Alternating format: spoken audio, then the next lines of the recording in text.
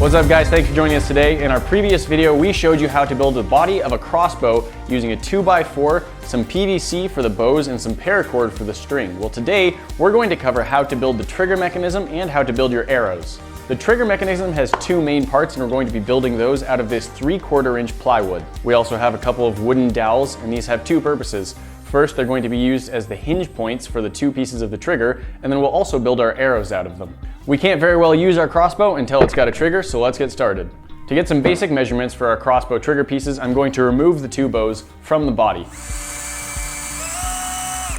Now I'm able to lay the body of the bow down flat on the table, which is going to make this easier. As I said before, the trigger mechanism has two main parts. One of them is going to be a sort of wheel with teeth on it on an axle, and that's going to be what actually catches the drawstring when you pull it back. The second piece will be what we actually think of as looking like a trigger, and that will be another piece of wood that's on a hinge that stops the first piece from rotating it until we want to. I'll draw out the shape of the first piece of the trigger on this piece of plywood, but before I do that, I'm going to drill a hole into the piece of plywood, the right size for the axle. The hole is going to come first because I need everything else lined up around that hole correctly. I've got a 3/8 inch dowel, so I'm going to be using 3/8 inch drill bit to match.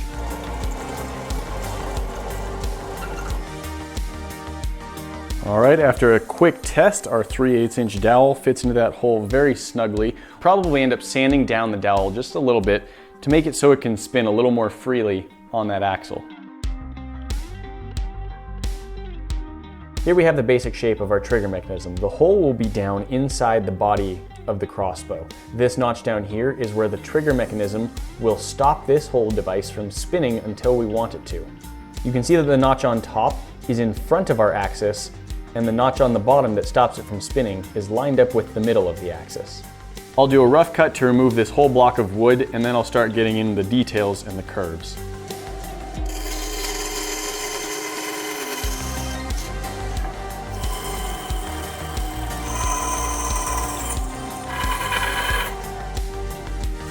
There we go, we've got that basic shape cut out. It's looking pretty good. Since this little notch is what the bowstring is going to wrap around, we want that sticking up above the body of the crossbow. I now have this flat portion of the trigger mechanism lined up with the body of the crossbow, so I'm just going to mark where that hole is. There we have it. Now I'll drill that out on the drill press. I'm using a drill press rather than the handheld drill because it is important that the drill hole goes straight up and down as much as possible. That looks pretty good. Use a piece of this dowel and fit it through both the trigger mechanism and the body here, just to hold the trigger in place as we measure for the next piece. For all of the moving parts to fit together well, we need to be pretty precise on how our next trigger piece fits into the first one. So I'm going to use this piece of paper so we can trace the exact intersection of where the two pieces meet. Now I've got the paper lined up so the corner fits right into this first notch that was cut. Sort of folding the paper around the body of the crossbow a little bit, so we can tell where the wood ends.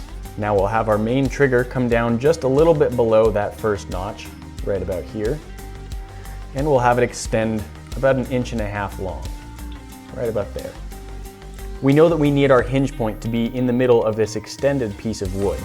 It shouldn't matter extremely precisely where, but we want the whole hinge mechanism to be behind the first piece of our trigger. That's an approximation for where it will go. All right, now we know about where our hinge hole is going to go, and we know that it lines up perfectly with the first piece of our trigger. So now we can remove the piece of paper and finish out the shape of our whole trigger mechanism. I'm going to cut out the piece of paper with the drawing of our trigger on it, and I'm going to use some spray glue to adhere that to our 3/4 inch piece of plywood. All right, and once again, I'm going to drill out the hole first and then cut the rest of it out.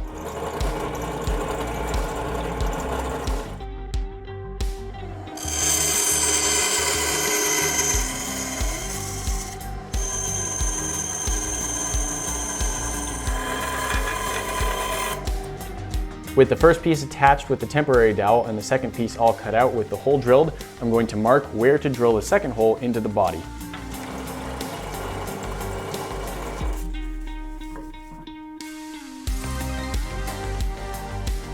You can now see the basics of how the trigger mechanism is going to work. When the bowstring is drawn back and behind this notch, it will be holding pressure, which is pushing against our trigger. When we pull our trigger, it drops the bottom piece out of the way, and the top piece is then able to swivel, letting our bowstring fly and launch our arrow. Now we have our two pieces cut out and we have the holes drilled for the axles to make them work, but we need them to fit inside the body of the crossbow. To properly haul out space for our two trigger mechanism pieces inside the body, I'm going to use this drill bit to make two holes that go all the way through the 2x4 and then use a jigsaw to connect those two. That should give us a nice slot all the way across. Just measuring how far we need to have space. That should be in front of the first trigger mechanism, very back of the second trigger mechanism. It's right about here, right about there. So we need to remove a slot about that size for our trigger pieces to fit inside.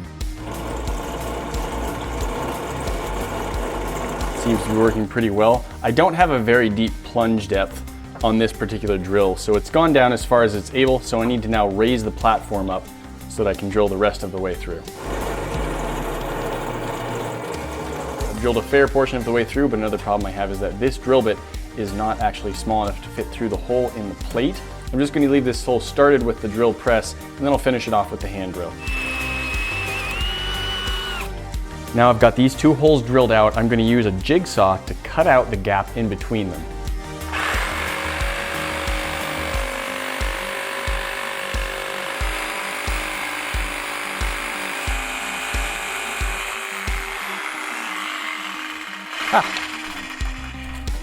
There we have it. We now have a hollowed out portion where our two pieces of the trigger can swivel and function. You can see that the pieces fit through pretty easily. Got lots of good range of motion there. Everything we want. With all of our pieces cut out and ready, let's do a test fit. I've got a couple of pieces of dowel and I'm going to sand them down in the middle so that our trigger pieces will swivel more easily on them.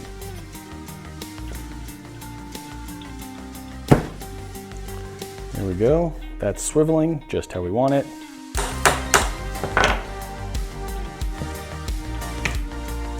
Perfect. Tension on this tooth up here. When I pull the trigger, it releases. There we go. You can see the string is being held by the trigger. See what happens when we pull. Hey, that's what we want to happen. Perfect. Now that we know the bow is working and the trigger mechanism is working, let's make an arrow and make it fit on the bow. To start making our arrow, we'll use a 3/8 inch dowel. Let's measure the total length that we want it to be from the back of the notch in our trigger mechanism to about 1.5 inches, maybe 2 inches in front of the crossbow. I know a hacksaw isn't really designed to cut through wood, but on small pieces like a dowel, it actually goes very quickly. They just have to stick the price tags on so well. Now that I got the price tag off, let's add a nock to the back of our arrow. A nock is the little gap that fits over the bowstring. Now that I have the nock carved into the wood, I'm also going to sand down the two different faces so that it fits on the bowstring more easily.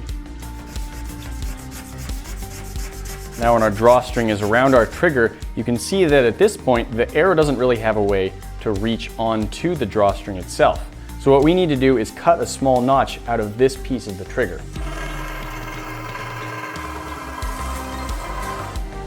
With the notch cut, our arrow can now fit onto the bowstring without the interference from the trigger mechanism. With the knot cut, I'm just going to quickly hit the rest of the arrow with some sandpaper to smooth it down. One more step to make it slightly easier to use a crossbow is we want to carve a shallow channel from the front of the crossbow to the trigger mechanism that our arrow can rest in.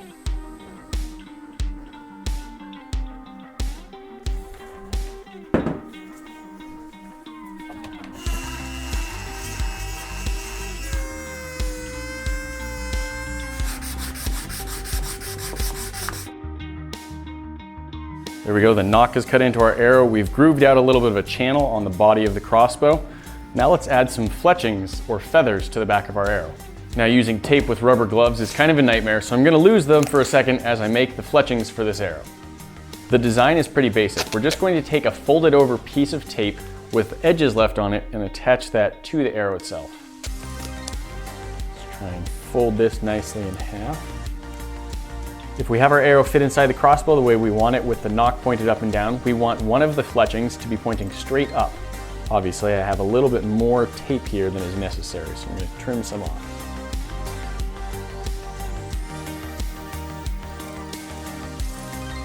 Now that doesn't look very much like an arrow, so let's take our knife and trim it down to smaller and give it a little bit of that classic feather shape to it. We've got one feather on our arrow, let's add two more on the sides.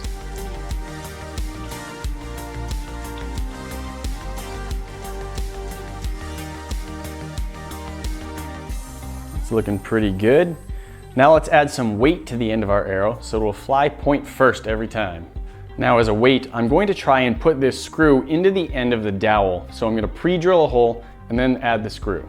Now of course it is pretty tricky to drill perfectly straight into a dowel. I'm going to give it my best shot.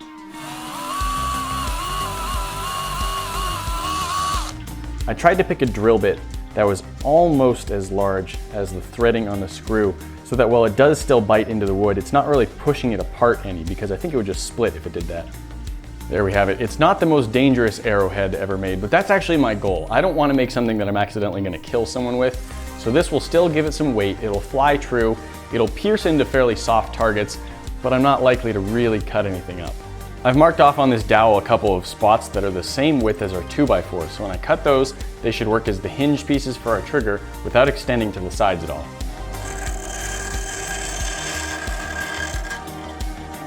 There we go, that spins fairly easily, just how I want it. So let's install this.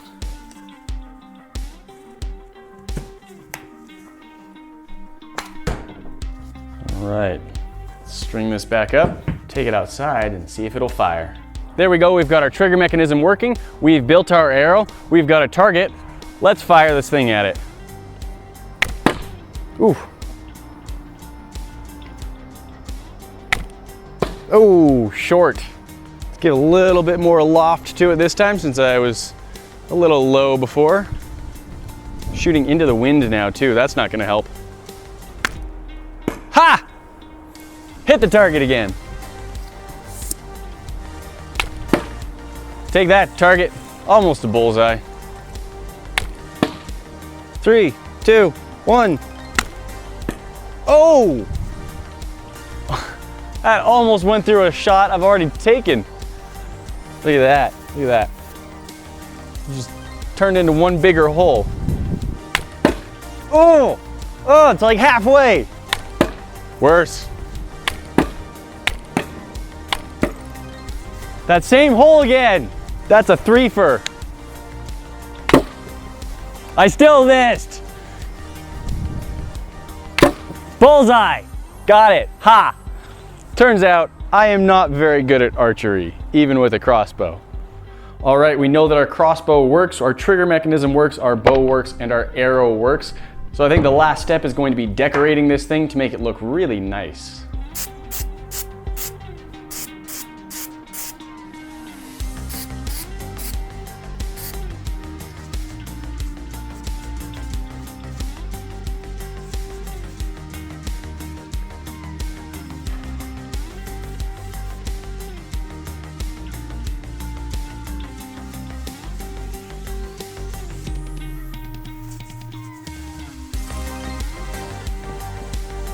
There we go, we've got our crossbow fully decorated. I used a rubberized paint on the bows, so hopefully that won't crack as the bow bends. I wood stained everything that was wood, and I think this looks pretty slick now. Like, we've got nice grain wood, nice dark bows. This thing looks great. Some of the design of this crossbow was shared with me by my friend Taylor. I want to give him a quick shout out. Thank you, Taylor.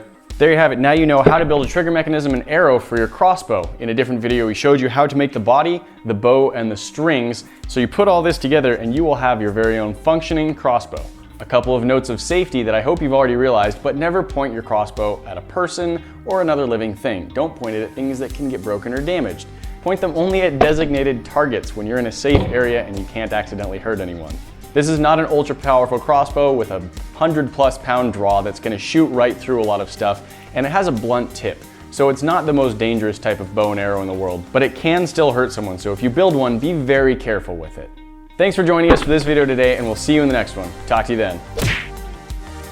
It just pops the foam out. Look at it, there's just like an assortment of foam cones on the ground everywhere. Ow.